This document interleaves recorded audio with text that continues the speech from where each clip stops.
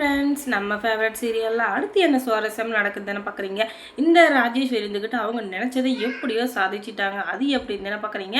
நம்ம மல்லி இருந்துக்கிட்டு விவாகரத்துக்கு பண்ணுறதுக்கு அவங்களுக்கு கொஞ்சம் கூட விருப்பமே இல்லை. ஆனாலும் அவங்கள பயமுறுத்தி அதை இதை சொல்லி அவங்கள வந்து ஒரு மரண பயத்துக்கு கூப்பிட்டு போயிட்டு வந்துட்டாங்கன்னா பார்த்துக்கோங்களேன். அப்படி இப்படின்னு சொல்லி ஒரு வழியாக சம்மதிக்க வச்சிடுறாங்க. அதுக்கப்புறம் கோர்ட்டுக்கு கிட்ட போகிற வரைக்கும் அவங்களுக்கு டைவர்ஸ் பண்ணுற எண்ணமே இல்லை. ஆனால் பண்ணாதான் அவங்க வாழ்க்கையில் சந்தோஷமாக இருப்பாங்க, நீயும் சந்தோஷமாக இருக்க முடியும் அப்படின்னு சொல்லி சொல்லி சொல்லி சொல்லி கடைசியில் மல்லி மனசை மாற்றிட்டாங்க. இதுக்கப்புறம் எந்த இதுவும் நம்மளால் தப்பிக்க முடியாது. அதனால் என்ன பண்ணுறது தலையெடுத்தேன்னு சொல்லிட்டு அங்கே போயிடுறாங்க. அதுக்கப்புறம் எதுக்காக நீங்கள் டைவர்ஸ் பண்ணணுன்னு நினைக்கிறீங்க அப்படின்னு சொல்லிட்டு அங்கே வைக்க ஜட்ஜு இருந்துக்கிட்டு கேட்க, எனக்கு வாழை பிடிக்கல, அவரை எனக்கு சுத்தமாக பிடிக்கல, அதுவும் இல்லாமல் பணம் காசுன்ற எதுவுமே இப்போ இல்லாமல் அவர் வந்து பார்க்கவும் என்னால் முடியல, எங்களால் வாழவும் முடியல, எல்லாத்துக்குமே பணம் தான் ஒரு பெரிய இதுவாக இருக்குது, பணம் இல்லாமல் எதையும் வாங்க முடியாது, எதையும் செய்யவும் முடியாது, அதனால் எனக்கு வாழவே அவர் கூட பிடிக்கல அப்படின்னு சொல்லிட்டு சொல்லிடுறாங்க.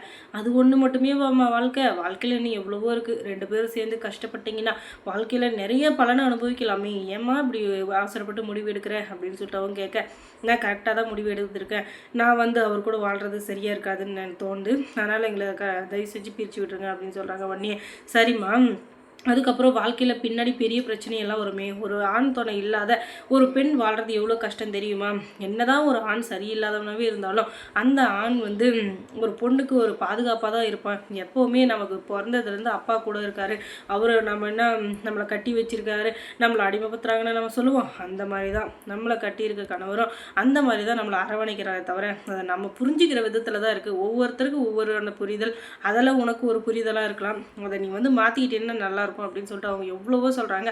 ஆனால் அவங்க எதையுமே கேட்குற மாதிரி இல்லை. தயவு செஞ்சு விட்டுருங்க அப்படின்னு சொல்ல சரிம்மா அப்படின்னு சொல்லிட்டு டைவர்ஸ் பேப்பரில் கையெழுத்த வாங்கிறாங்க. அதுக்கப்புறம் என்ன, அவ்வளோதான் முடிஞ்சுது.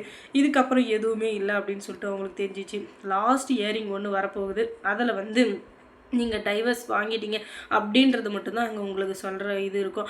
அங்கே வந்து சம்மதமாக இல்லையானா கேட்டிருக்க மாட்டாங்க. ஏன்னா நீங்கள் ஏற்கனவே இங்கே வந்து கவுன்சிலிங்கில் சொல்லிட்டீங்க. அதனால் அங்கே ஒரே வார்த்தை டைவர்ஸ் பண்ணிட்டோம் அப்படின்றது மட்டும்தான் அங்கே வந்து சட்டப்படி விவாகரத்து முடிஞ்சதுன்னு மட்டும்தான் சொல்லுவாங்க, வேறு எதுவும் சொல்ல மாட்டாங்க அப்படின்னு சொல்லிட்டு வீட்டுக்கு அனுப்பிச்சிடுறாங்க. அதுக்கப்புறம் அங்கே இருக்கிற 3 பேருக்கும் சரியான சந்தோஷம். நிஷா வந்து பரன்னு இருந்தா, ஐயோ இவ கடைசி நேரத்தில் மாற்றி பண்ணிவிட்டு என்ன பண்ணுறது அப்படின்னு சொல்லிட்டு அவளுக்கு ஒரு பக்கம், ராஜேஸ்வரிக்கும் அதே பயம், நம்ம ரஞ்சிதாவுக்கும் அதே பயம்.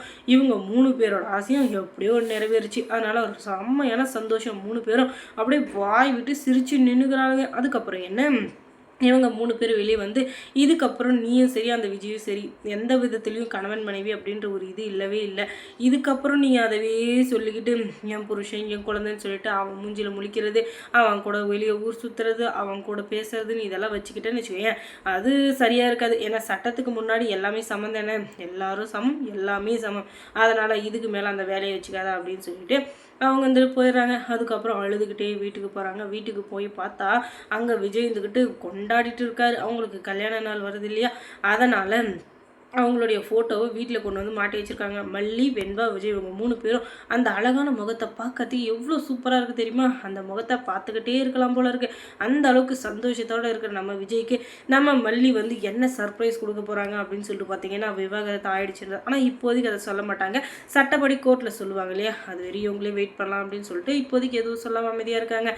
விஜய் இருந்துக்கிட்டு, மல்லி இங்கே பார்த்தியா இந்த ஃபோட்டோவில் எவ்வளோ அழகாக இருக்குது அப்படின்னு சொல்லிட்டு சொல்ல அப்படின்னு மட்டும் சொல்லிட்டு அதுக்கப்புறம் அமைதியாக போயிடுறாங்க. என்னடா இது, இவ்வளோ நம்ம சர்ப்ரைஸ் பண்ணுறது என்னென்னவோ பண்ணுறோம், ஆனால் அவ எதுக்குமே அசைகிற மாதிரி இல்லை, அவ்வளோதான், இதை மட்டுமே சொல்லி வந்துக்கிட்டு ஏதோ எல்கேஜி புள்ள மாதிரி அந்த 2 வார்த்தையை கற்று வச்சுன்னு வேறு எதையும் பேச மாட்டேங்கிறா. சரி இவளுக்கு பெரிய சர்ப்ரைஸ் ஏதாச்சும் எதிர்பார்க்குறாலும் என்னவோ, சரி அதுவும் பார்க்கலாம் அப்படின்னு சொல்லிட்டு அவரும் அமைதியாகிறாரு.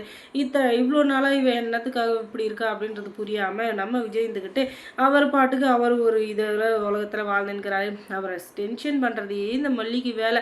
ஆனாலும் விஜய் வந்து எந்த நேரத்திலையும் எந்த நிமிஷத்துலையும் எந்த விஷயத்துலையும் மல்லியை விட்டு கொடுக்கக்கூடாது, மல்லியை சந்தோஷமாக பார்த்துக்கணும் அப்படின்றதுல குறிக்கோளோட இருக்காரு. ஆனால் அதை புரிஞ்சிக்காத இந்த மல்லி இருந்துக்கிட்டு இப்போ விவாகரத்தையும் பண்ணிட்டு வந்திருக்காங்க.